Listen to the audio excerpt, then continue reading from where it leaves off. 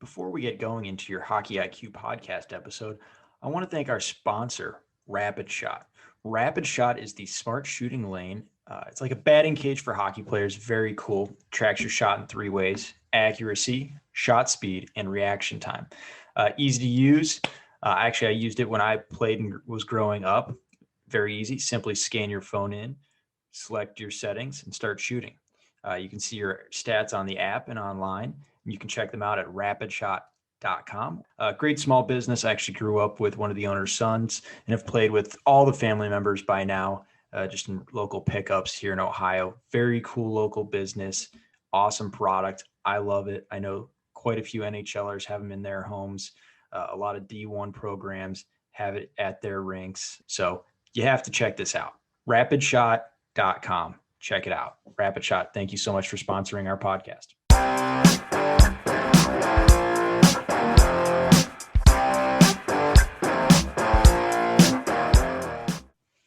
On the podcast today, we bring on Greg Fargo. Greg is the head coach of the women's program at Colgate University. Unprecedented levels of success for that program since Greg's taken over. They've made the national title. This year, they for the first time ever, won the ECAC. So really heading in the right direction. I love what he's doing with the program with his mantra, play free. Dan, what did you love about this one? Yeah, I'm glad you brought up play free. That's what I was going to say too. He's the kind of coach that you would want to play for. Definitely. Very progressive thinker, inclusive, just moving the ball in the right direction. Had a lot of fun chatting with him. How about you? Loved how we're talking about possession play, keeping the puck, making people be their best selves. And there's a few ways that we talk about in here, how we go about that. For example, giving permission, possessing the puck, making plays, even in spaces where traditionally, like in front of the net or at the blue line, you wouldn't hear that. So I loved where he was heading with this, and it's got to be a joy to absolutely play for him. I would definitely want to do it, and I can't imagine that no one else would want to play for him, because it was a fun conversation, and you could see that he's always thinking about others and pushing the game forward. Agree. And without further ado, our interview with Greg Fargo. On the podcast today, we bring on Colgate women's coach, Greg Fargo. Thanks for coming on. Yeah, thanks for having me, guys. Appreciate it. Really excited. You just came off another great season. I mean, Colgate has been in great hands under you, and it's shown in the records. And it seems like better and better people as well are seeming to come out of Colgate. So before we get going into all of that, let's hear maybe a little bit about your background, where you came from. I know you used to be a goalie. Well, for me, I grew up in Ontario, in Eastern Ontario, playing hockey, as a lot of young boys do up there. And I grew up in Kingston, spent a little bit of time in a place called Wolf Island, Ontario, moved around to Cornwall. And so had a couple of different stops along the way, but ended up playing my junior hockey and minor hockey mostly in Kingston. And that brought me down here to New York. Played 4 years at Elmira College. Had a great experience there, a little Division III school just down the road here from Hamilton, and had a great experience, as I mentioned. But after college, I was lucky enough to get right into coaching, hung the pads up, and moved down the road to Buffalo to coach at Canisius, where worked with their Division I men's program, and was a graduate assistant coach for 2 years, and really caught the coaching bug there under Dave Smith, and had a great experience doing that. So the opportunity to go back to Elmira opened up, and that's where I got into the women's game for the first time, coaching the women's program at Elmira. They had a tremendously successful program for a number of years, and I got my first head coaching job there. I was 24 years old, and jumped right into it. We had a little bit of success, and the opportunity that opened up to come over to Colgate 4 years later. And so my family and I moved down the road here to Hamilton, and time flies when you're having fun, but we're 9 years into it now. And, it's crazy how fast it's gone by, but it's been a great place for me and my family. And luckily we've been, as you said, just been surrounded with such great people. And, just enjoying every day here in Hamilton at Colgate. Why is it that so many goalies turn into great coaches? Yeah, that's a great question. I've been asked that a lot growing up, and maybe you guys have a bit of a better insight on that. I don't know what it is exactly, but I mean, it seems like everywhere you look, you see former goalies behind the bench. I guess for me, what comes to mind, like growing up in Ontario and in youth hockey, I don't know about you, but I didn't really have a whole lot of goalie specific coaching growing up. Not a whole lot of individual attention, especially throughout the year. And I think as a young goalie, in order to get better, you kind of have to be, somewhat surgical and analytical about your own game. If you're not getting feedback all the time, you've really got to be analyzing and watching others and really in tune to what they're doing well, and what you can add into your own game and how that might benefit you. So I think, when I look back at it, I was doing a lot of that, until I got to junior, until I got some specific goalie coaching or individual goalie coaching. Was always trying to add different pieces to my game. And so I don't know. I think that's another skill that good coaches have. They have the ability to assess their team and figure out what they're doing well and what's not going well, and also figure out opponents and how to beat them in terms of strategy. And so I think that's something that I've always enjoyed is just watching others and seeing how other programs do things and other coaches do things. And I don't know, maybe it's had an impact on my coaching, my goalie background growing up. But for me, truly, I think the passion for coaching has resulted out of really just being able to combine two passions of mine, which is teaching and the game of hockey. And I grew up working every summer camp there is, and being on the ice all day long, coaching kids and really just enjoying that process. And so for me to to move into the coaching world and profession, it made a ton of sense, and hasn't felt like a day of work ever since I started.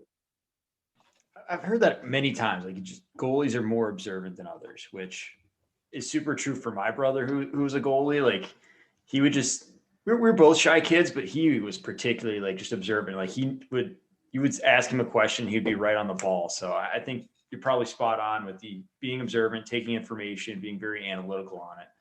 Yeah. I'm kind of curious how that's led to your evolution as a coach, and where maybe you started when you were 24 being a head coach to where you are now as a head coach, and how that's kind of evolved over time.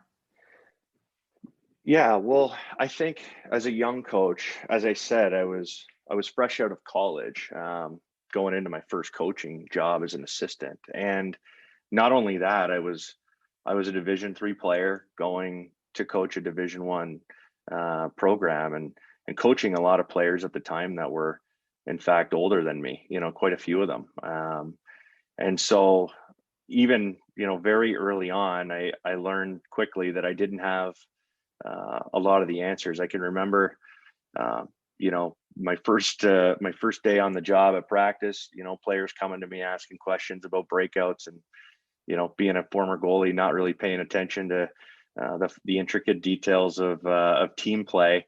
I didn't have the answers. So, I had to quickly figure that out, if I was going to stay in coaching.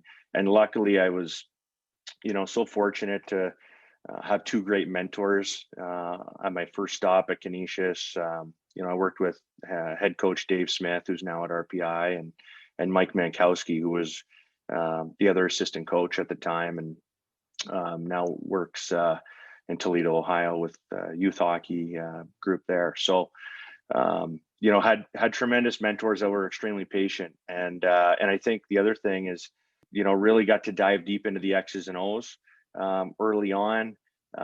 Studying our team, studying other teams, trying to figure out the game plan, and I think with the leash to be able to do that and explore, the X's and O's became a big part of, even though it wasn't a strength at the beginning, it became a big part of what I was able to bring to the table. A couple years into my coaching, experience at Canisius. And then when I moved over to Elmira and I was a 24-year-old head coach, I think what I did then was just really download everything that I had learned and everything that I knew onto my team, and whatever was working at Canisius, I brought over to Elmira, and for better or worse, that's what I did. And looking back at that, it's a little bit cringy for me thinking about what I was like as a 24-year-old head coach coaching women for the first time. And for me, looking back at it, you was coaching with power tools. There was a lot of rules, there was consequences, heavily influenced by X's and O's and being outcome oriented. And I think when you're like that as a young coach, it really puts a strain on the relationships of the people that you surround yourself with. And it didn't take me a whole lot of time to figure that out. I think, for me, as I made the transition over here to Colgate, I think I quickly learned that, we had to work on, or I had to work on strengthening the relationships and really creating an environment here where people can do their best work. People are motivated to do their best work and can thrive in the environment that we as coaches create. And I think over time, I've been so fortunate to surround myself with great people, great players, and it just seems like the more that I invest in relationships and motivating and inspiring others to do their best work, we've enjoyed the outcomes. And so that's how I feel like I've changed as a coach over time, and hopefully I'm having a positive influence on others now. Yeah, that's awesome. Coaching with power tools. I'm going to have to add that to my vernacular. I've never heard that before. I like that a lot. Yeah. Real quick before I forget, I just looked up Mike Mankowski because you mentioned him. He's in Toledo. He's a director for the Sylvania North Stars program. Greg and I are both in Ohio. That's a great program. So shout out Mike for doing good things with that. That's a really strong program in Toledo. So that's awesome. One thing I wanted to ask you about, and I guess it's kind of a natural segue here, what was it like going from, coaching at Canisius to the women's game, like especially at first? Yeah, I mean, to be honest, I really didn't know what I was getting into, making the jump to women's hockey. And it probably may not have been the most popular decision at the time, but, looking back at it, for me, it was the best thing that I've done, in my coaching career. I think not just as a young coach, but, coaching women, I think it really opened my eyes, and I quickly needed to become a great communicator and be detailed in my delivery. And, because the women really wanted to understand, what I wanted them to do, and they wanted to do it the right way, And so how I said it was important, what I said was important, but also how I said it was really important. So I think as a coach, just how you communicate. I quickly needed to evolve there. But yeah, this is where I think coaching women's hockey has been so great. I mean, it's really, when you watch it, it's a beautiful game. It's very free flowing. Obviously, there's not as much contact, but there still is contact in the game. And I've been lucky enough to coach some of the most competitive people that I know in my time coaching at both Elmira and Colgate. And yet I think what's exciting about the women's game is that really it's a game that's still young. The first women's world championship wasn't played until 1990, which wasn't that long ago. And so I still feel like the room for growth in our sport, exists tremendously. And for me and our staff, I think that's something that really excites us. We want to get behind the growth of the game, because for the women that we coach, they've really, they grow up watching the NHL, and our game on the women's side is so different. And there are a lot of differences to it, but yet along the way, they've been told, some of them in many cases, that, they can't do what what the guys have done or can do. And that's where we really want to challenge that. I think, on a larger scale, we want to change that part of the game. We want to change that expectation of the athlete. I think, why can't they do what the men do? Why can't they, even better yet, why can't they find their own way of expressing skill? Maybe that's unique to the women's game. Maybe it's something that's never been done before or thought of. I think really there's so much opportunity in our game to keep it moving forward. And I know that's something that, it motivates me, to just make a dent and move the needle forward in our game. And I still think there's a tremendous, opportunity for growth there. Love what you just said there. The ability to make it their own. Like, I don't think there's anything higher than that, because everyone's like, oh, I want to be like XYZ, but why not just go your own way and make it your own? I think that's really powerful for young people, especially. Curious on that last point of where do you see the room for growth, and maybe how are you going about creating that? Yeah, that's a really good question. I think, what comes to mind for me is the younger me, like a lot of young coaches, as I said, was so, driven by X's and O's and structure, and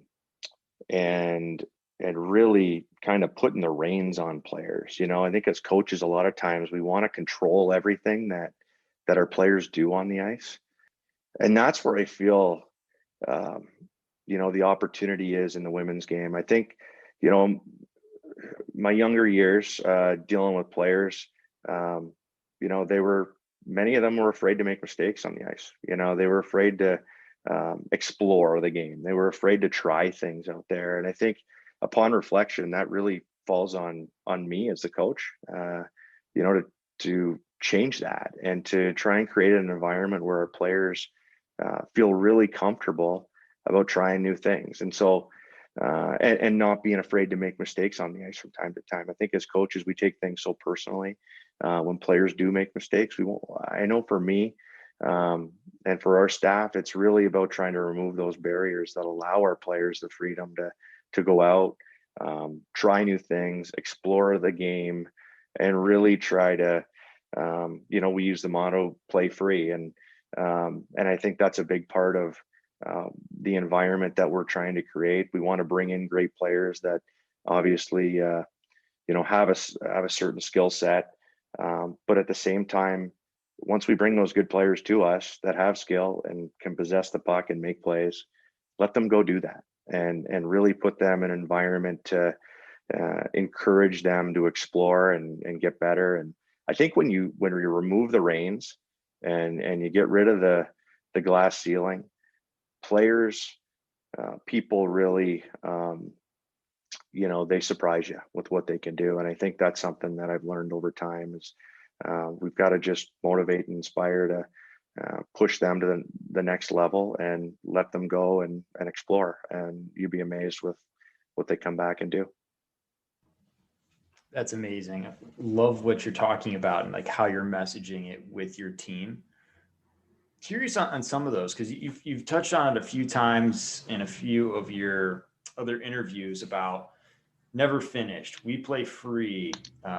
Dreams individually versus dreams as a unit, a full team, and then just impact comes from action. Curious where maybe some of these have come from, how they've evolved, and how you're using with your team. So I think it's all powerful stuff, and I know Dan and I both are big proponents of allowing more freedom and giving our players the permission to make mistakes, permission to try things. And the few women players that I've had the privilege of coaching, I found that it was about giving permission. Little boys seem to just take it and run with it, but the women need to have that permission given to them. Yeah, I would agree with you on that. And, for us, I think, it's got to be more than just a hashtag, more than just a phrase. And I really think we, as a staff, try to, make these things come to life every day, whether it be how we practice or, just making the rink a destination every day for our players to come. We want to encourage them to come and have a great time, leave school behind, and and look forward to coming to the rink and having fun. And the play free motto, I think, has been a big part of who we are. I think an additional layer to that, I think when you're talking about people and athletes and them trying to unlock their full potential, I really think we as coaches, you can see things that get in the way. I think a lot of times, when players don't quite understand their role, or, they don't have clarity on their role, or they don't have clarity on who they are as a player, that can hold them back from becoming who they want to be as a player. And so I think it's our job as coaches to really provide some clarity there and help them set a clear path to the things that may be getting in the way, or get around the things that are getting in the way of them unlocking their true potential. And that is stemmed fully in the relationships, I think, that we build. And whether it's, role definition, talking about their strengths, setting a clear path of their development plan, and what's next in order to see them grow. We really just want to be locked in step with our players on how to do that. I think that's a big part of it. And the other thing that we're really interested in is trying to better understand why people do what they do. Like why do players play? And that's something that we'll often ask in recruiting and try to better understand. I think what we found is, the best players, the ones that have the most room for growth, they play because they truly love the game. And I think when you have that passion and that love behind what you do, no matter what it is, it's so much easier to unlock that versus the player that's playing because mom and dad want them to, or because there's a scholarship involved, or any other kind of external factor, that might be driving the bus, but it's not the way to truly unlock your full potential. So that play free model, I think it touches on a lot of different things for us, and we're really just trying to pull out the best in all the people in our program. Whether you're an equipment manager, we want you to love what you do, and we want to bring in people that love what they do, because if you're motivated by other things, I don't think you can. And the same goes for players and coaches alike. So that's a big part of where we're moving. That's awesome. And that's a great answer. I'm curious, from a recruiting standpoint, aside from the passion that you brought up, what kind of player are you looking for? Like, what's the prototypical Colgate recruit look like? Yeah, I mean, for us, there's a tremendous impact or influence, I guess, and trying to build upon our identity. I think the biggest thing, one of the best things we've done as a staff over the years is really tried to identify what that Colgate player looks like. When you have a group of like-minded people that all want the same thing, it's a really powerful thing. And so I think what we're looking for, we want to identify people that have a puck possession mindset, that make plays, that with an emphasis on skills, and want to make plays in all three zones of the ice, and not just in the offensive zone where it's safe to do so. We want to encourage mistakes. And so, it's always fun to see players that are looking to try things out there, kids that really go for it and truly enjoy the game. And I think, when you combine all those aspects, I think it's, those are the types of kids that as a coach, you love working with. They love the game clearly, but you also know that they're going to push you as a coach to get better. And I think that's the kind of environment that we have created and we want to continue to create. It's just in this environment where everybody makes each other better around our program, and coaches are included in that. And I think as much as I would like to say we've taught our players a lot over the years, I think they continue to teach us more and more as we bring in those skilled players, and together we can help push our program forward into this next couple of years here. Talking about teaching, I know at Elmira you did some teaching there, and we even found your Rate My Professor profile. So I'm curious how that was. Yeah, and it was impeccable. My profile, I think, if I remember correctly, Yeah, you got a pretty good 5.0 rating. on awesomeness and a 1.0 on easiness. Well, I don't know what the easiness part's all about, but awesomeness, I would agree with. No, just kidding. No, but I was when I was at Elmira. Yeah, part of my job was to be, I don't know if professor is the right word, or I'd probably go with instructor, but there were three classes that I taught every year: introduction to bowling, ice skating skills, and introduction to golf. So for some reason, they didn't want me to continue that when I moved over to Colgate, but like I said, impeccable record on ratemyprofessor.com. So Hold on, do you have a bowling background? Like I could never teach intro to bowling. I have no background in bowling. Um, I probably watched a couple YouTube videos along the way. I could score a bowling game, but that's about it. And yeah, so I feel bad for the kids that were in my class, but I think we had a lot of fun. Awesome. Well, it seems like a common theme. Whoever's around you has fun and enjoys themselves. So I think that's the best part of it. Yeah, absolutely. Yeah, it was a great time, but I'm thankful that my instructing days are over in PE classes. Well, you're a lifelong learner here, so I'm curious of what drives you, what you're looking for as a lifelong learner. I know you're probably just like myself and Dan, just continuously curious and looking at everything. Is there a place that you like to get inspiration from, etc.? I really try to take inspiration, from all sorts of resources. I think for me, certainly, enjoy reading. When you're in the car, driving to a recruiting event, you're driving with the family. I love to put a good audio book on or a podcast. I think, um, I'm a new dog owner here, so I've been going on a lot of walks, listening to your podcast or listening to, some different things while we're out walking the dog, and just trying to, like you guys, trying to pick up little nuggets along the way. Um, but I think for me, the thing that's been, um, the best piece about growing as a coach is, over time you create a pretty good network, and I think over time I've been better at reaching out to some of those people, that I got to know early in my career, and rekindling some of those relationships, and just picking up the phone and spending some time asking questions that may be on my mind. And last summer, or sorry, 2 summers ago, spent a lot of time on the road. A day with this person, a day with that person, and really just picking the minds of some of the people that I respect the most in our industry. And that to me has been some of the best professional development that I've done, to go back to the well a little bit in the relationships, and rekindle some of those great relationships that we've cultivated over time. So 2 summers ago now, time flies, man. I spent about a week on the ice with Steph DeCoste, one of your assistant coaches, at a Daryl Belfry camp in the Northeast, in the New York area.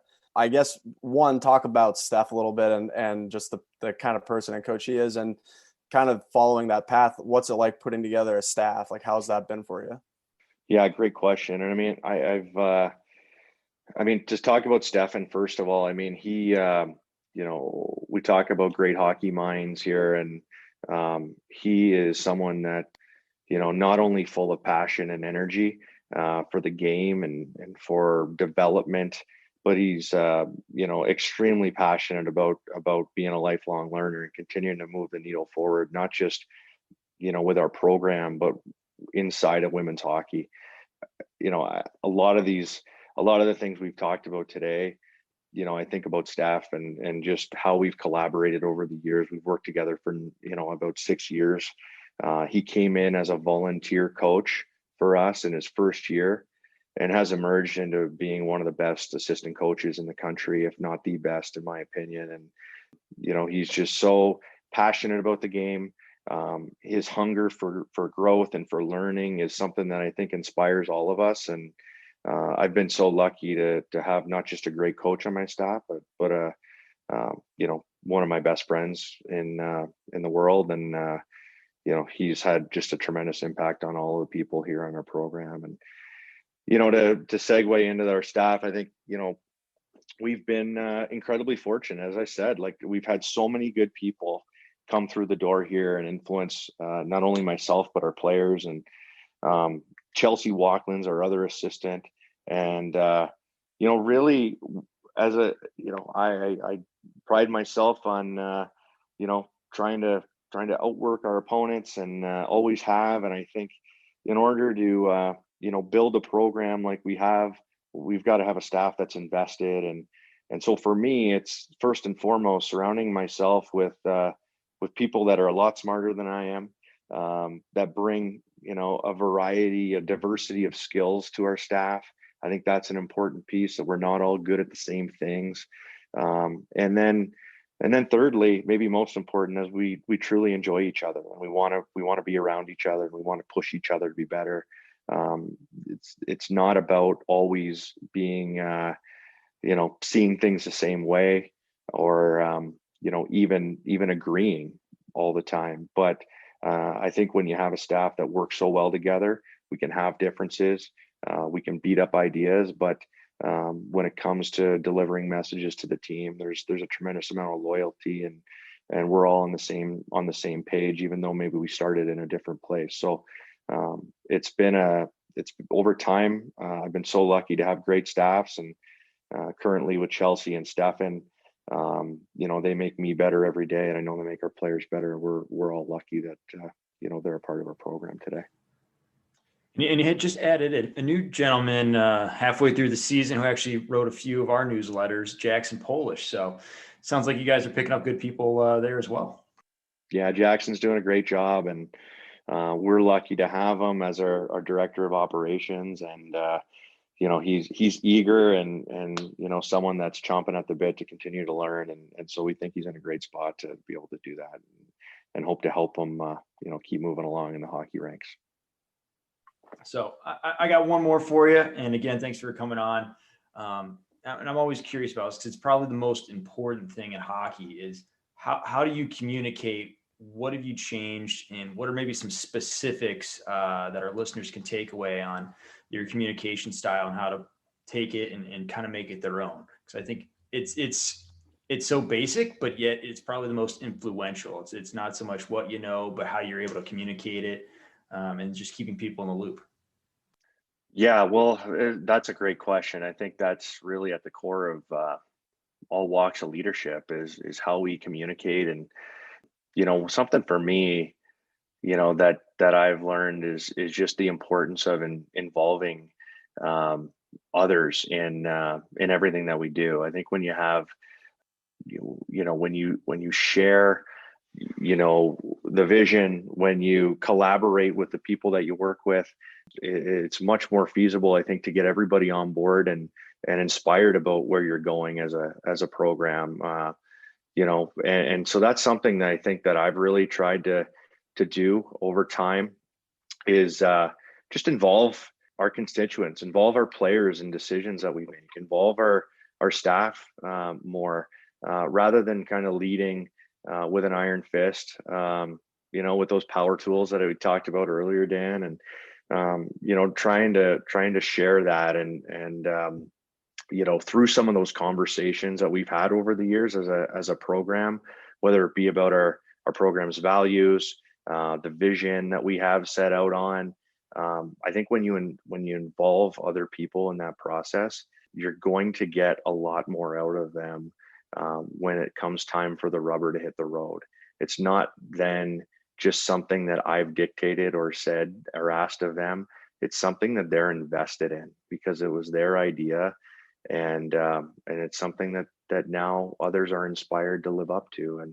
And so I think that's been an important part of just my evolution as a leader.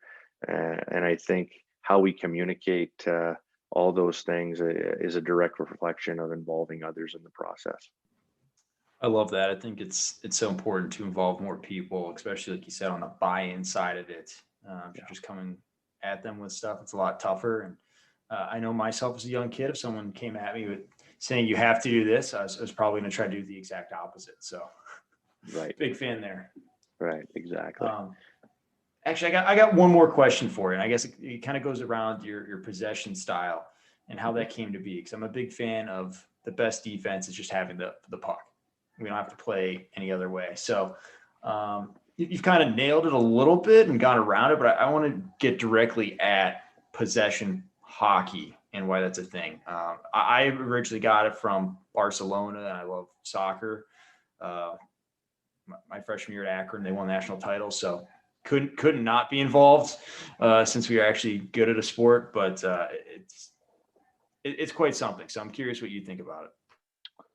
Yeah, well, I would agree with you. I think, when we first started talking about moving to more of a possession game model, I'd say it was heavily influenced by soccer, and tried to bring in a lot of those parts into our game.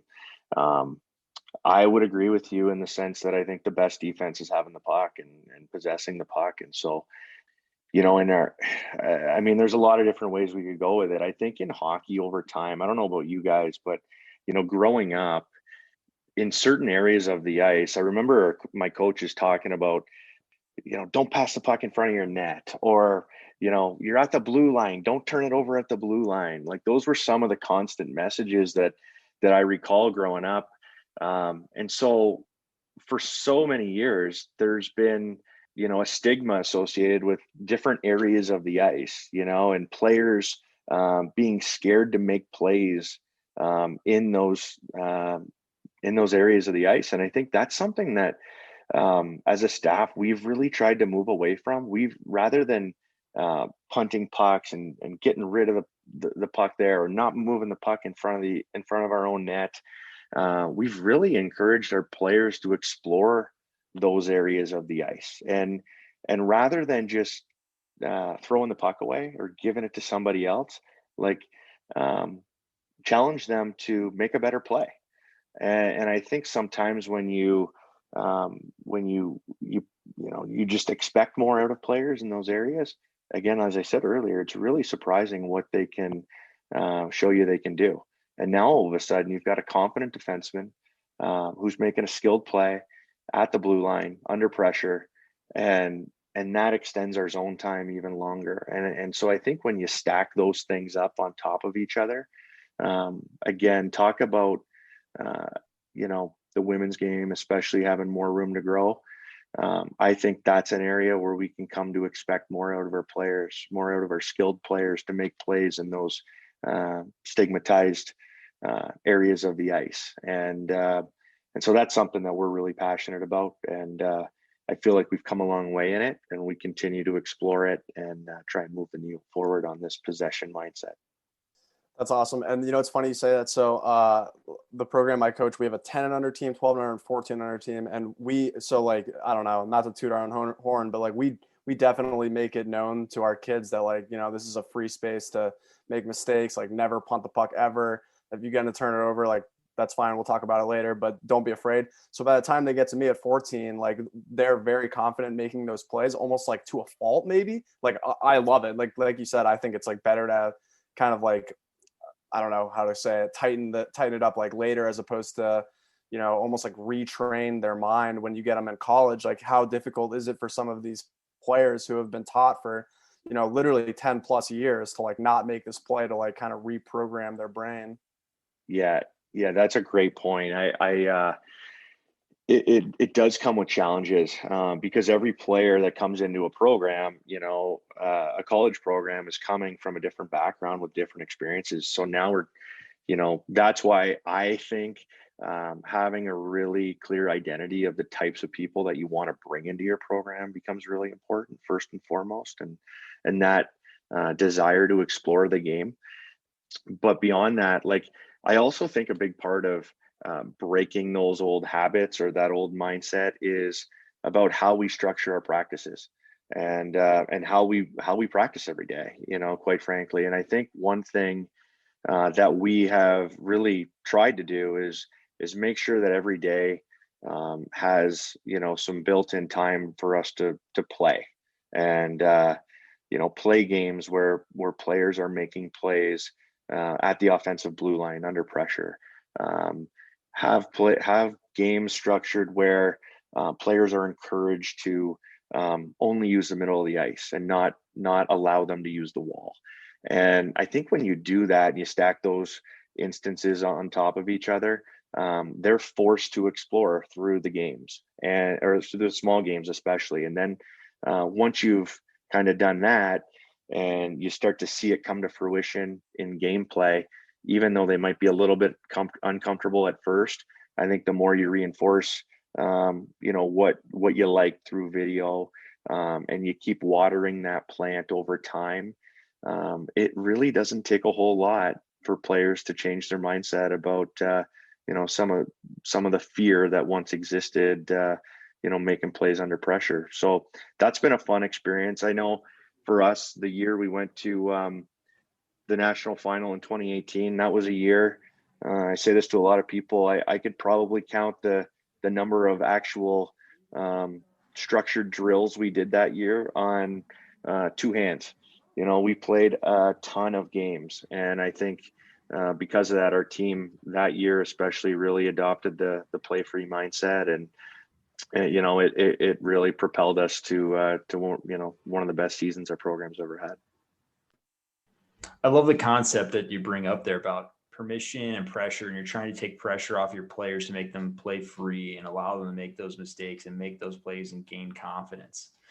Something Dan and I have been talking a lot about lately is permission. Like, no matter what you do as a coach, you're either creating some kind of form of pressure or some form of permission, and just tweaking those to figure it out and see what that exact player needs. And I love the way that you talk about it. You're not putting structure in practice.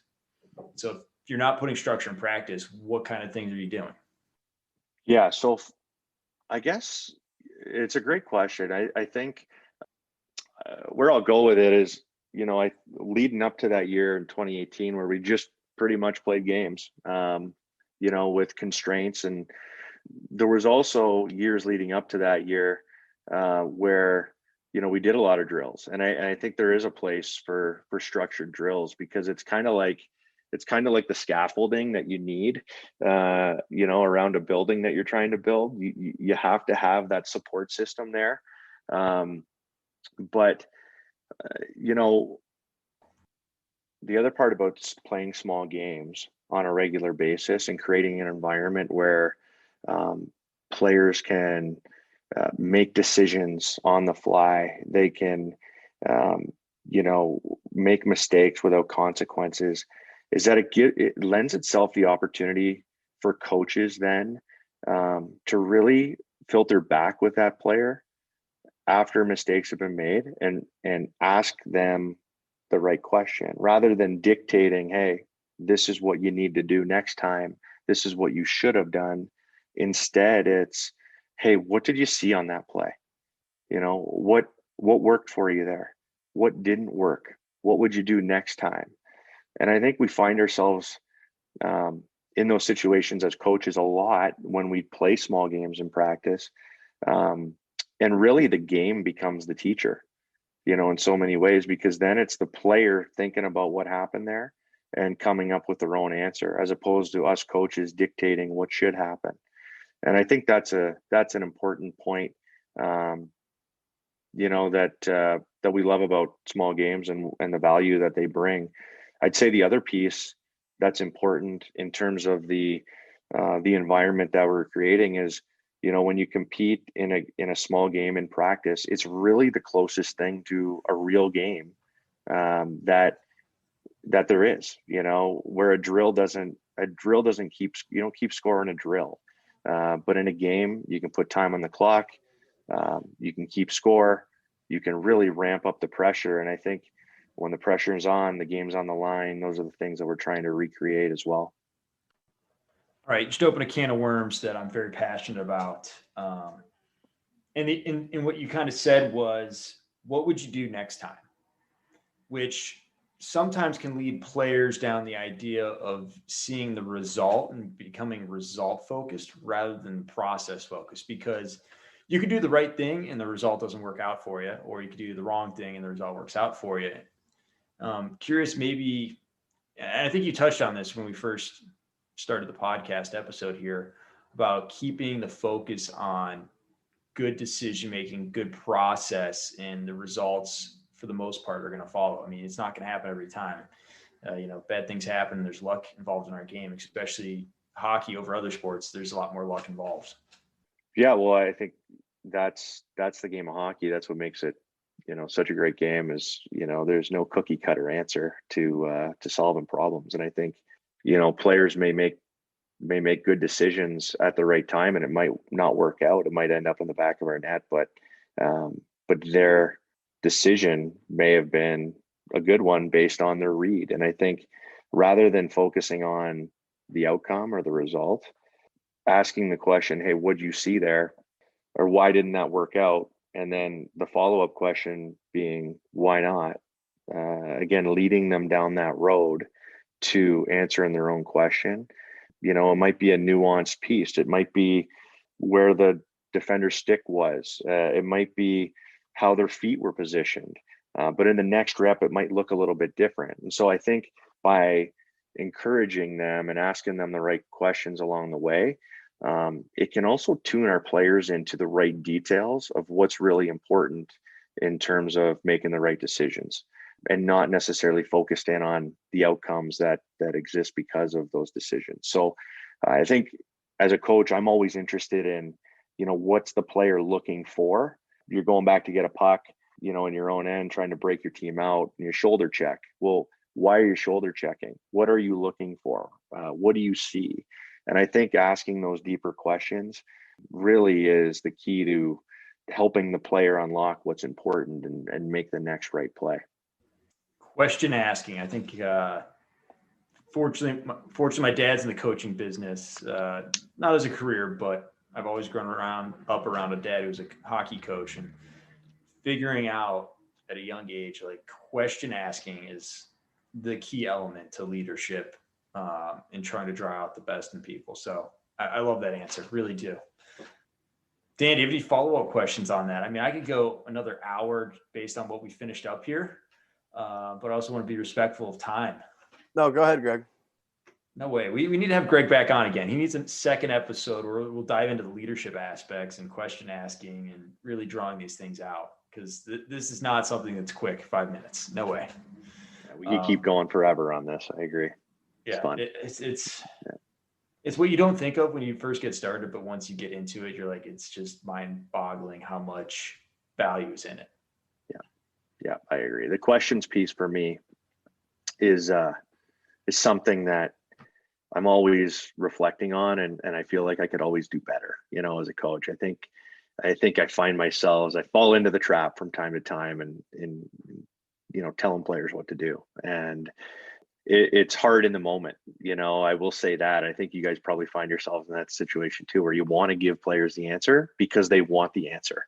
And that's something that, I noticed over time is, you're in a game, players come back to the bench and, they turn around and say, hey, what should I have done there? And really, when you think about it, it doesn't matter what you say. As a coach, it matters, how they work through problem solving and coming up with the solution for themselves the next time. And that's where I think asking the right questions as a coach has a tremendous amount of value, because you really flip the script and you get them thinking about really coming up with their own answers, which at the end of the day, that's what's the most important, because they're the ones playing the game. Yeah, I once heard someone talk about this. It was on their own coaching process. They went from yelling to telling to asking. Yeah, 3-step process, which I thought was absolutely wonderful. But we'll wrap it up for now. We'll have you back on another time. But thanks again for coming on. I want to give you 2 minutes here at the end to plug anything you want to talk about. Floor is yours. I'll be honest, guys, I really don't have a lot to plug. I'm just, excited to be in this with you guys. I'm a big fan of the podcast. As I said, I listen to it on my walks weekly, and I was, thrilled that you wanted to have me on, and just really passionate about coaching and, where the women's game is going. And just thank you guys for the platform to be able to talk about it. Absolutely. Thank you. We'll catch you down the road. Thank you for tuning into the Hockey IQ podcast. We are Hockey's Arsenal, Greg Revac and Dan Dukart. Together we've come together to create a platform and a community to expand our hockey intelligence, hockey IQ, whatever you want to call it. We're very passionate about seeing this game played smarter and better and continue to develop itself to the next level and staying on the cutting edge of things. So you can find us at Hockey's Arsenal on Facebook, Twitter, and YouTube. We're also at hockeysarsenal.com. From there, you can find some resources and some options to work with us. We're excited to continue this. If you enjoyed this episode, please like, subscribe, follow, and share. You can also join up for our newsletter as well, where we're going to tackle anything Hockey IQ related. So we're excited to have everyone here and continue to build.